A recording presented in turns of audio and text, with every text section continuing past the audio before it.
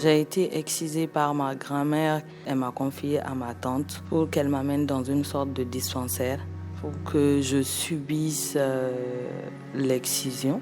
Je me rappelle que mes jambes étaient tenues par un homme et ma tante elle était au-dessus de ma tête. Mes deux jambes étaient tenues à ce que je ne puisse pas bouger, que je ne puisse pas m'enfuir. Il y avait une vieille dame d'un certain âge qui tenait une lame. Et voilà, c'est quelques années après que ma mère m'a expliqué et j'ai su exactement ce qu'on avait coupé avec cette lame. Ce qui est sûr, c'est que jusqu'à maintenant, je me rappelle exactement de la douleur que ça fait. Un an après, à chaque fois que je voyais soit la dame, soit l'homme, je m'évanouissais. Ce qui est sûr, j'ai été traumatisée et je reste traumatisée. Dans mon entourage, je peux compter 7 femmes sur 10 qui ont été excisées.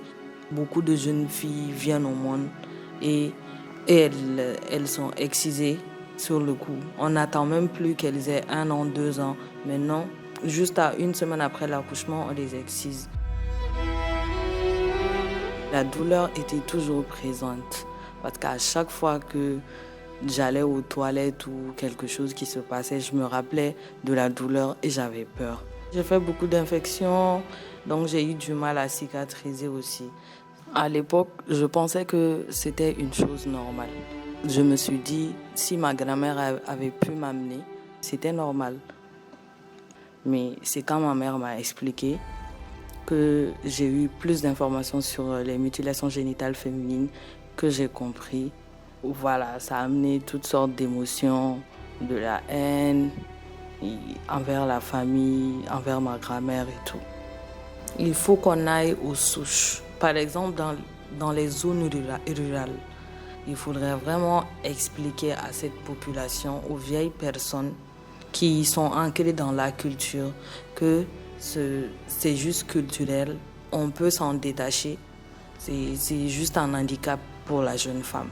Il faut vraiment tout faire, on doit tous se lever, se tenir la main afin d'éradiquer ce fléau qui continue, non seulement au Mali, mais dans le monde entier.